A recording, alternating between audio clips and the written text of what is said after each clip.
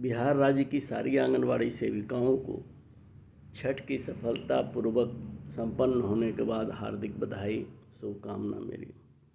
बहनों, लगता है कि अब आप लोग निश्चित रूप से पर्व त्योहारों के मौसम से छुटकारा पा चुके होंगे और अब वह गंभीर समय आ गया है जब हम लोग मिलजुल कर एक नई रणनीति बनाएं।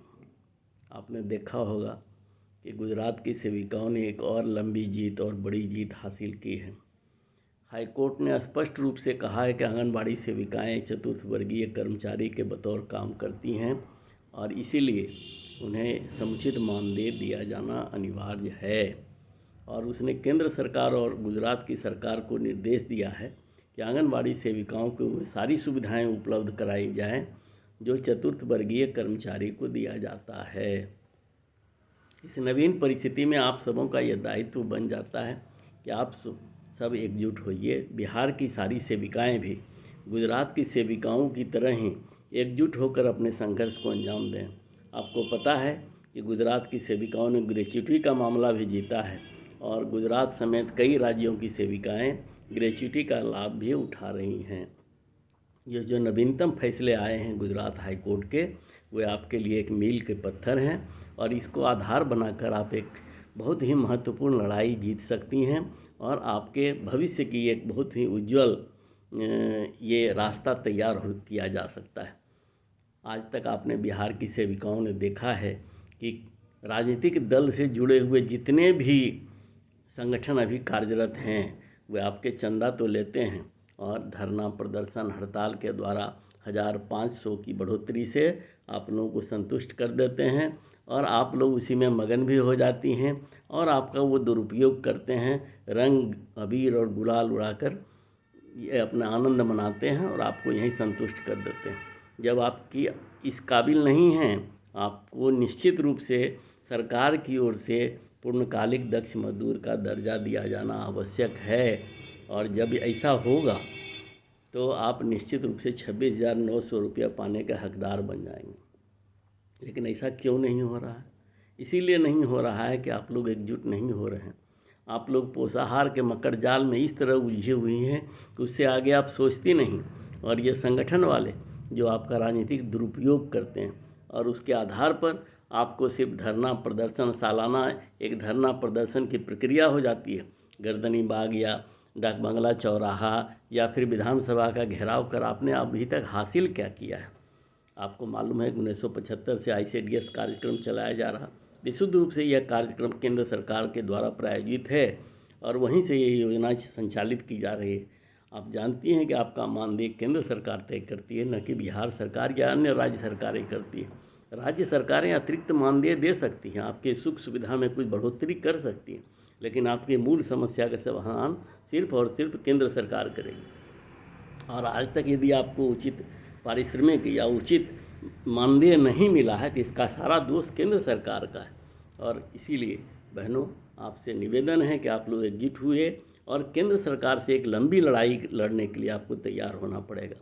गुजरात सरकार का जो नवीनतम फैसला आया है, इसी 31 अक्टूबर को आपने पेपरों में पढ़ा होगा और देखा होगा कि गुजरात के हाईकोर्ट ने केंद्र सरकार को और वहाँ की राज्य सरकार को क्या दिशा निर्देश दिया है, जिसके आलोक में आंगनबाड़ी सेविकाओं के दिन बहुत अच्छे होने की संभावना प्रारंभ कर दी गई है। लेकिन उसके लिए आपको लड़ना पड़ेगा, संघर्ष करना पड़ेगा। जैसे गुजरात की सेविकाओं ने लड़के ग्रेच्युटी हासिल किया है, जैसे गुजरात की सेविकाएं चतुर्थ वर्गीय कर्मचारी का सारा सुविधा उठाने जा रही हैं, उसी तरह बिहार की सारी सेविकाओं को भी ये लाभ मिलना ही चाहिए और इसके लिए आप लोगों को एकजुट होना पड़ेगा। विभिन्न संगठनों में जो राजनीतिक दल द्वारा संचालित किए जाते हैं उनके साथ रह के आप कुछ नहीं हासिल कर सकते।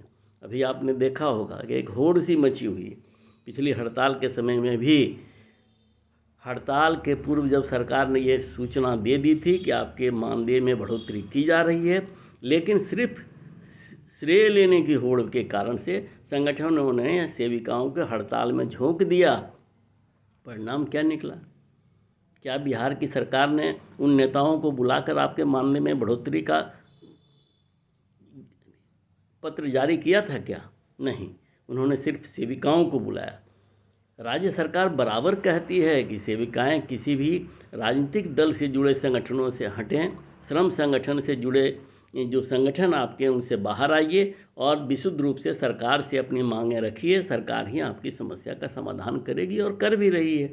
तो फिर हमें इस तरह के आंदोलन करने, धरना प्रदर्शन, हड़ताल की आवश्यकता क्या है?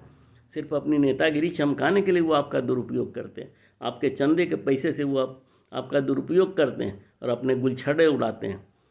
कहाँ कहाँ की सैर कराएंगे सेविकाओं को, कहेंगे यहाँ ये अथी हो रहा है, ट्रेनिंग है, यहाँ इस तरह का संगठन है। क्या ज़रूरत है इस तरह की सेविकाओं को ले जाने की बाहर और घुमाने की?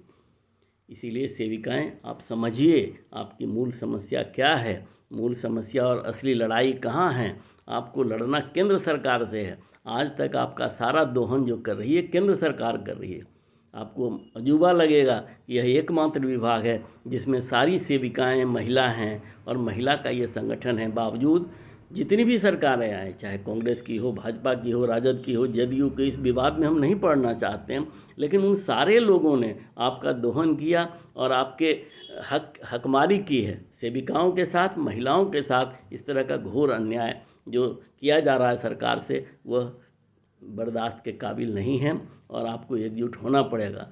अभी आपने देखा, श्रेय लेने की होड़ के कारण संगठन के कुछ बड़े बड़े नेता यह कहना शुरू किए कि ये सूचना मैंने आपको पहले दी। भाईजान, आप ये बताइए कि ये सूचना देकर आपने कौन सा उपकार कर दिया? आप कहते हैं कि हम आंदोलन करेंगे इस बात के लिए कि राज्य सरकार हमको ये सुविधा दे। क्यों सेविकाओं को बरगला रहे हैं? आंदोलन